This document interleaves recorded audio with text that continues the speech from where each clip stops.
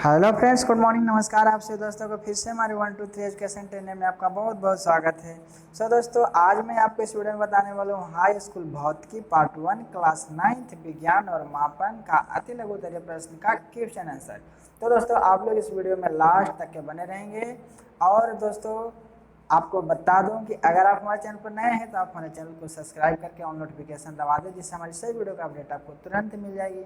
तो चलिए दोस्तों, देर न करते मैं आपको क्वेश्चन को चलता हूं, तो आप लोग इस वीडियो में लास्ट तक के बने रहेंगे और सभी क्वेश्चन का आंसर अपने नोटबुक में नोट करेंगे, ठीक है। तो चलिए, आपका पहला नंबर क्वेश्चन है दोस्तों कि विज्ञान क्या है ना। अब इसके बारे में जानते हैं। तो इसका जो दोस्तों आपका आंसर है कि सावधानी पूर्वक और क्रमबद्ध तरीके से किए गए प्रयोगों और परिश्रमों द्वारा प्राप्त ज्ञान को ही विज्ञान कहते हैं, ठीक है जी। अब इसके बारे में एक उदाहरण मैं आपको बता दूं कि सावधानी पूर्वक और क्रमबद्ध तरीका क्या होता है। जैसे मान लेते हैं हमको रोटी बनाना है, तो रोटी बनाना है तो मैं अभी शॉर्टकट में आपको बता रहा हूँ कि रोटी बनाना है तो क्या लगता है कि आप एक गमला लीजिएगा और आटा लीजिएगा, उसको में पानी डाल दीजिएगा और एक तोरी मिला दीजिएगा तो सना जाएगा? नहीं सनाएगा। अब अगर सान देते हैं, सानने के बाद अगर आप रोटी को बेल करके तावा नहीं चढ़ाएंगे और उसको हम उसी गैस पर रख देंगे तो क्या लगता है कि अच्छा से रोटी बन पाएगा? नहीं बन पाएगा, ठीक है। तो कहने का मतलब है दोस्तों, इसका मतलब यही हुआ कि अगर आप किसी काम को कीजिएगा तो आप सावधानी पूर्वक कीजिएगा और क्रमबद्ध तरीका से कीजिएगा, सीरियल बाय सीरियल कीजिएगा, है ना। सबसे पहले आप गमला लेंगे, उसमें आटा डालेंगे, आटा डालने के बाद उसमें पानी डाल के मिलाएंगे, सान करके बढ़िया से उसको लोई बनाएंगे। उसके बाद दोस्तों बेलेंगे, तावा गरम करके उस पर डालेंगे, तब हमारा जा कर के रोटी सही और सलामत बनेगा, है ना। तो ये हमारा हुआ क्रमबद्ध तरीका, इसी को बोलते हैं दोस्तों विज्ञान, ठीक है। इसी तरीका से और भी उदाहरण है। तो चलिए दोस्तों, अब हम इसी के साथ आगे बढ़ते हैं दूसरा नंबर क्वेश्चन में। जो आपका दूसरा नंबर क्वेश्चन है दोस्तों कि भौतिक राशियाँ कितने प्रकार की होती हैं, उनके नाम लिखें, ठीक है। तो चलिए जानते हैं। भौतिक राशियाँ हैं जो दोस्तों दो प्रकार के होते हैं। कितने होते हैं? दो प्रकार के। पहला होता है आधारी राशियाँ, जिसको बोलते हैं बेस और बेसिस क्वांटिटीज, तथा दूसरा होता है व्युत्पन्न राशियाँ, जिसको बोलते हैं ड्राइव्ड क्वांटिटीज, ठीक है। तो आप इस तरीका से दोस्तों दूसरा का क्वेश्चन का आंसर लिखेंगे। अब उसके बाद चलेंगे हम लोग इसी के साथ नेक्स्ट नंबर क्वेश्चन तीसरा में, आधारी राशि किसे कहते हैं। तो आधारी राशि के बारे में जानेंगे। आधारी राशि वे हैं जो स्वतंत्र मानी जाती है, यानी कि आधारी राशि दोस्तों क्या होता है? इंडिपेंडेंट होता है, यानी खुद के स्वतंत्र होता है, ठीक है। वो किसी से कोई मतलब नहीं रखता है, वो अकेला रहता है। जैसे में देखिए लंबाई, लंबाई का क्या होता है? मीटर होता है, ये किसी के साथ है, ये अकेला है। द्रव्यमान का केजी होता है, ये भी किसी के साथ नहीं है, ये भी अकेला है। समय का सेकंड होता है, ये भी अकेला। यानी कहने का मतलब स्वतंत्र वही जो अकेला है, किसी के साथ कोई संबंध इसका नहीं है, ठीक है।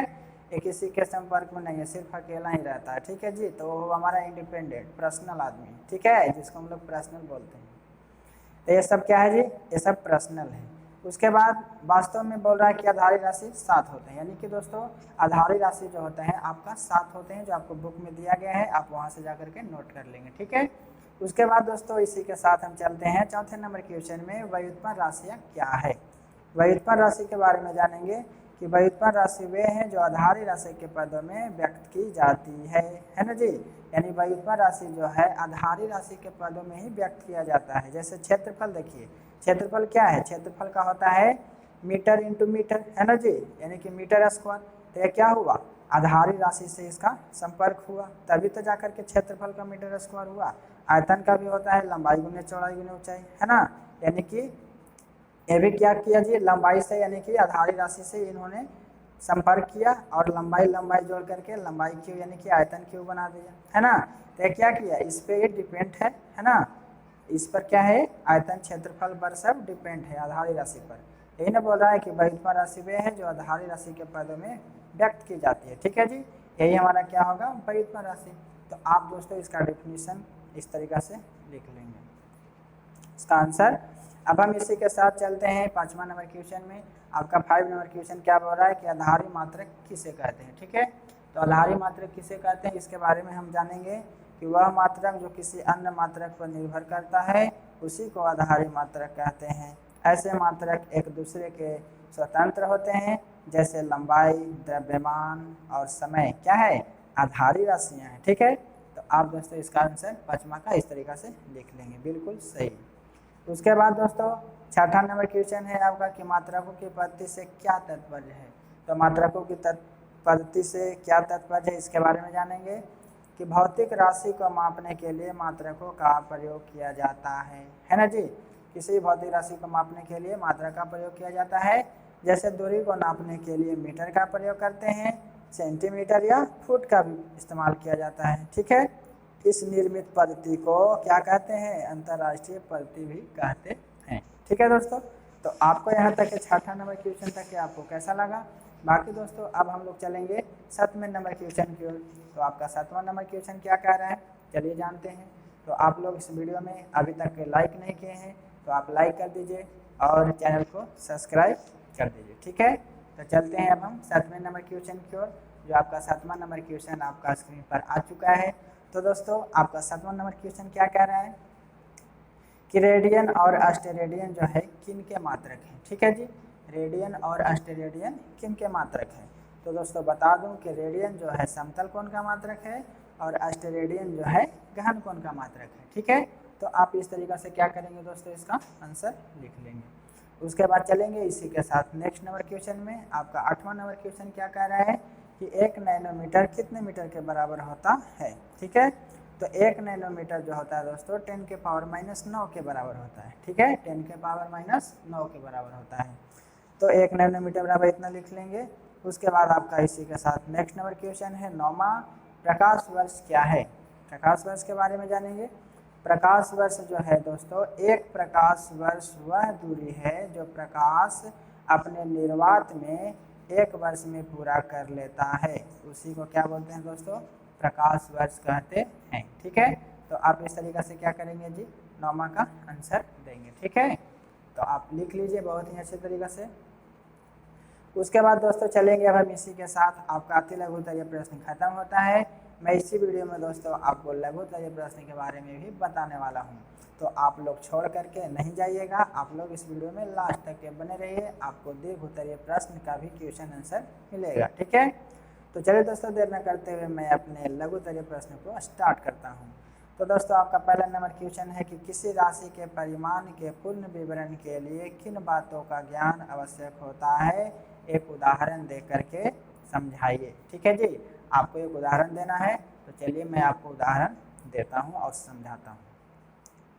बोल रहा है दोस्तों कि किसी राशि के परिमाण के लिए मात्रक की आवश्यकता होती है ना जी। किसी राशि के परिमाण के लिए मात्रक की आवश्यकता होती है। चलिए, मात्रक उसी राशि का एक मानक होता है ना। क्या होता है जी, मानक। जैसे यदि आप बाजार में जाकर आलू बेचने वाले से कहेंगे कि मुझे आलू दीजिए, सिर्फ क्या बोलोगे जी, मुझे आलू दीजिए, तो वह प्रश्न करेगा कि कितना किलोग्राम या ग्राम, कहने का मतलब कितना चाहिए आपको, बोलता है ना जी, तो आलू दें, है ना, कितना आलू दें। परिणाम के साथ मात्रक पर ध्यान देना आवश्यक है। यानी कि आप जा करके बाजार में बोलेंगे कि आलू दीजिए, तो आलू दीजिए तो मतलब कितना दीजिए, सवाल करेगा ना। तो यही बोल रहा है कि परिमाण के साथ साथ क्या होता है, मात्रक पर ध्यान देना आवश्यक होता है ना जी। आपको दोनों का यूज करना है। उसके बाद दोस्तों आपको लघु उत्तरीय प्रश्न का सेकंड नंबर क्वेश्चन है, जो कह रहा है कि आधारी और व्युत्पन्न राशि किसे कहते हैं। ठीक है, इनके दो उदाहरण दें। चलिए आधारी और व्युत्पन्न राशि के बारे में जानते हैं। तो आधारी राशि वे हैं जो स्वतंत्र मानी जाती है, हम लोग पीछे में भी पढ़े हैं, है ना जी। जैसे लंबाई हो गया, द्रव्यमान हो गया, आदि हो गया, ये सभी के सभी क्या हैं, आधारी राशि हैं। उसके बाद दोस्तों व्युत्पन्न राशियाँ वे हैं जो आधारी राशि के पदों में व्यक्त की जाती है, जैसे क्षेत्रफल, आयतन, बल, कार्य, ऊर्जा आदि, ये सभी के सभी क्या है जी, व्युत्पन्न राशि हैं। ठीक है, तो आप इस तरीक़ा से इसका डिफिनीशन लिख करके और उदाहरण दे देंगे। ठीक है दोस्तों, तो आपको लघु उत्तरीय प्रश्न का दूसरे नंबर क्वेश्चन का भी हो गया। अब हम चलते हैं इसी के साथ दीर्घ उत्तरीय प्रश्न की ओर। जो आपका दीर्घ उत्तरीय प्रश्न का क्वेश्चन एक है जो आपको इस वीडियो में ही ख़त्म होगा, तो आप लोग इस वीडियो में लास्ट तक के बने रहें। यहाँ तक के जो भी दोस्त बने हैं उनको बहुत बहुत धन्यवाद, थैंक यू। आप लोग और थोड़ा सा इंतज़ार कीजिए, आपका वीडियो अब लास्ट होने वाला है। तो दोस्तों दीर्घ उत्तरीय प्रश्न में जो आपका क्वेश्चन है पहला, एसआई मात्रक, है ना जी। एसआई मात्रक एसआई यूनिट्स के संकेताक्षरों को लिखते समय ध्यान देने योग्य किन्हीं 3 बातों को उदाहरण सहित क्या करना है, उल्लेख करना है। ठीक है जी। तो चलिए, दीर्घ उत्तरीय प्रश्न है तो थोड़ा लॉन्ग तो लिखना पड़ेगा। तो दोस्तों, ऐसा ही मात्रा के संकेताक्षरों को लिखते समय ध्यान देने योग्य किन्हीं 3 बातें निम्न हैं। हमने यहाँ पर 3 बातें निम्न है लिखी है, लेकिन हमने इसमें 4 को बताया है। कितने बताया दोस्तों? 4। तो चलिए हम लोग चारों के बारे में जानेंगे। तो सबसे पहला है कि मात्रकों को अंग्रेजी वर्णमाला के छोटे अक्षर में लिखा जाता है ना जी। जितने भी मात्रक है उसका अंग्रेजी वर्णमाला के छोटे अक्षर में लिखा जाता है, लिखेंगे छोटा अक्षर में। लेकिन वैज्ञानिक नाम का जो मानक है तो क्या करेंगे, उसको बड़े अक्षर में लिखा जाता है। जैसे हम आपको बताते हैं, जैसे लंबाई का मात्रक लिखना हो तो मीटर छोटा लिखेंगे, द्रव्यमान का केजी लिखेंगे, लेकिन ताप का जो मात्रक होता है ये सब वैज्ञानिक है, वैज्ञानिक नाम। यानी ताप का केल्विन जो है क्या है, वैज्ञानिक नाम है केल्विन। तो हमारा क्या होगा जी, बड़ा वाला के होगा। ठीक है, यानी वैज्ञानिक नाम के साथ में जो है कैपिटल लेटर का उपयोग करना है, यानी बड़ा अक्षर का। ठीक है जी, और बाकी सब में स्मॉल। उसके बाद दोस्तों आपका दूसरा पॉइंट कि इनके मात्रकों को हमेशा एक वचन में लिखा जाता है। कहने का मतलब है कि सिंगुलर ही लिखना है, प्लूरल नहीं लिखना है। जैसे में देखिए 10 मीटर इस तरीक़ा से लिखना सही होगा, लेकिन 10 मीटर सेकेंड जो लिख दोगे वो क्या हो जाएगा जी, गलत हो जाएगा। कहने का मतलब 10 मीटर में एस लगा दोगे ना, 10 मीटर, तो ये आपका क्या हो जाएगा, गलत हो जाएगा। तो हमको क्या करना है, मात्रक को हमेशा एक वचन में लिखना है, बहुवचन में नहीं लिखना है। ठीक है। उसके बाद दोस्तों तीसरा नंबर में है कि इन मात्रकों के संकेत के आगे कोई विराम चिन्ह का उपयोग नहीं करते हैं। यानी जब हम इस तरीक़ा से क्या करेंगे जी, जैसे मान लेते हैं यहाँ पर 10 मीटर लिखल है तो इस तरीक़ा से लिखा हुआ सही होगा, लेकिन 10 मीटर के बाद एक पॉइंट दे देते हैं तो उस तरीक़ा से लिखना क्या हो जाएगा, गलत हो जाएगा। तो आपको मात्रकों के संकेत के आगे कोई विराम चिन्ह भी नहीं यूज करना है। ठीक है।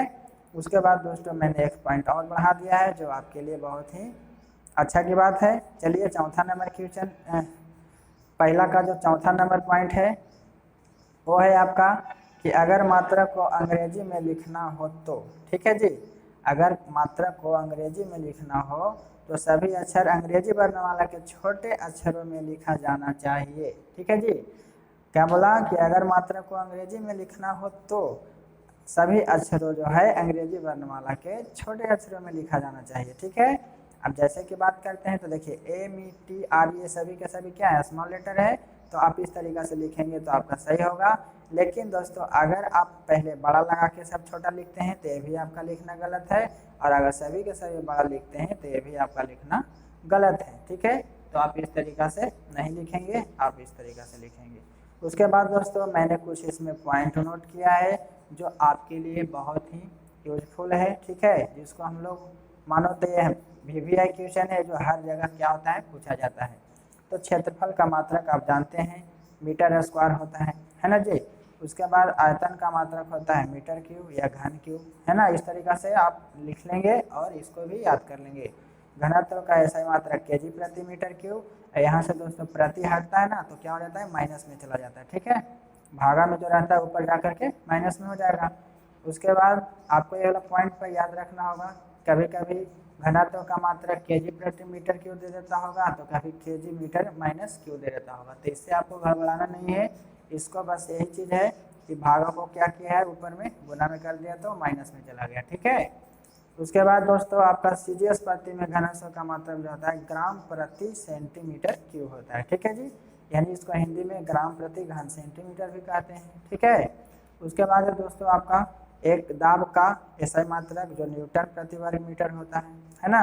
देखिए न्यूटन प्रति मीटर स्क्वायर है ना जी, वर्ग मीटर का मतलब मीटर स्क्वायर हुआ। या यहाँ से क्या किया, भागों को यानी प्रति को हटाया तो ऊपर चला गया माइनस में, न्यूटन मीटर माइनस स्क्वायर। ठीक है जी, इस तरीक़े से भी होगा। इससे हम पास्कल भी कहते हैं, यानी इसका जो होता है दाब का जो मात्रक होता है पास्कल भी होता है, PA भी होता है। ठीक है, जिसको हम लोग संकेत में क्या लिखते हैं जी, PA। उसके बाद दोस्तों आपका है ऊर्जा का मात्रक जूल। क्या होता है जी, जूल। ऊर्जा का मात्रक जूल याद रखेंगे। अब बर्फ का जो गलनांक है दोस्तों 0 डिग्री सेल्सियस, यानी कि इसका केल्विन में पूछा जाए तो 273 केल्विन लगभग होता है।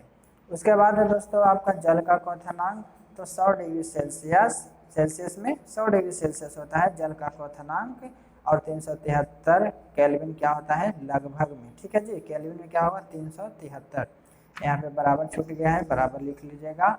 अब दोस्तों इसी के साथ जो है आपका अति लघु, लघु और दीर्घ पार्ट 1 का खत्म होता है। तो दोस्तों यहाँ तक कि आपको वीडियो कैसा लगा?